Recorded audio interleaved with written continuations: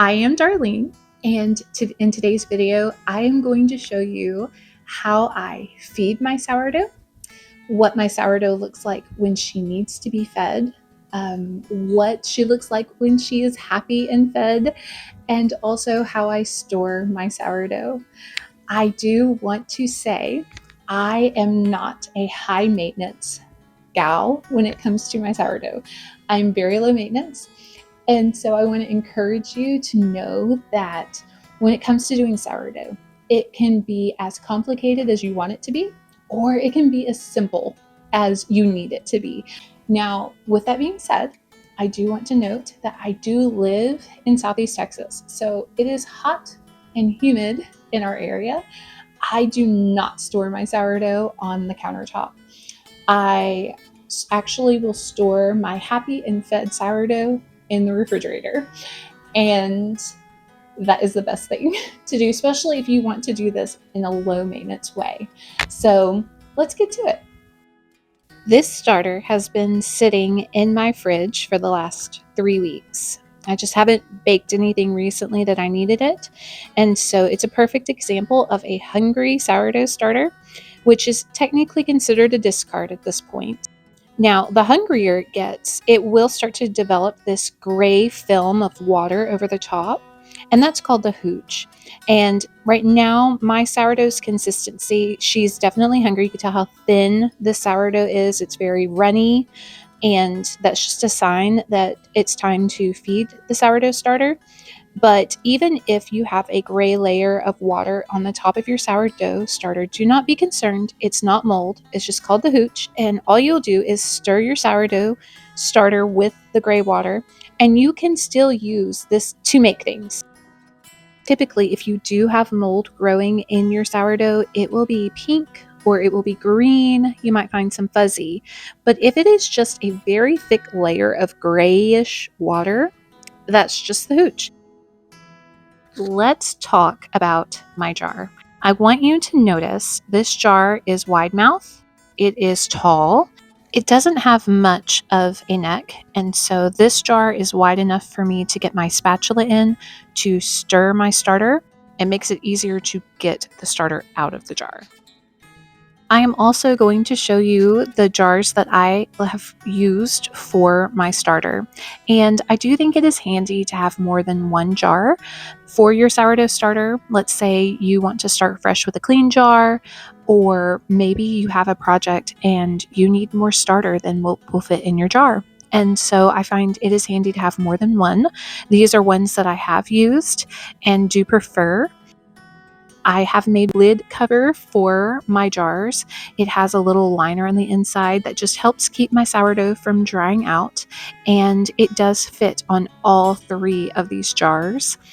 Now with the Weck jar, which has a lid, a glass lid, I have found that just the glass lid on top is sufficient for keeping it from drying out and works quite well. But if you don't have a glass lid and maybe you have some sewing skills, you can easily make one of these lids, and it is very handy.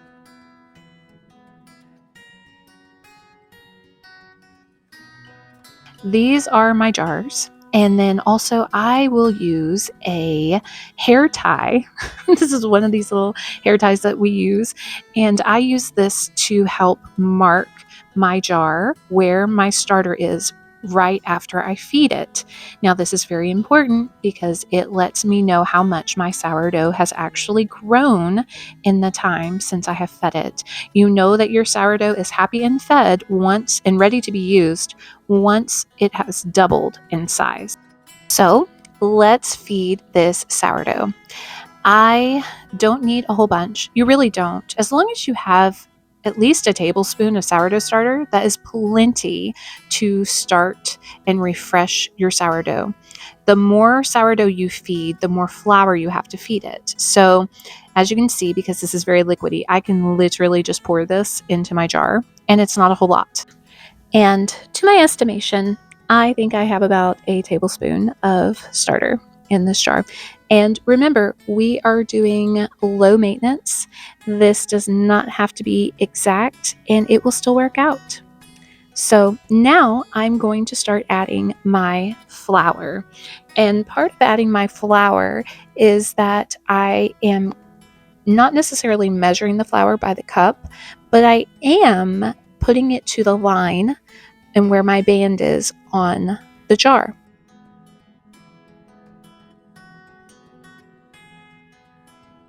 Once I have my flour where I want it, it's about where my band is, it is now time to add the water to my jar.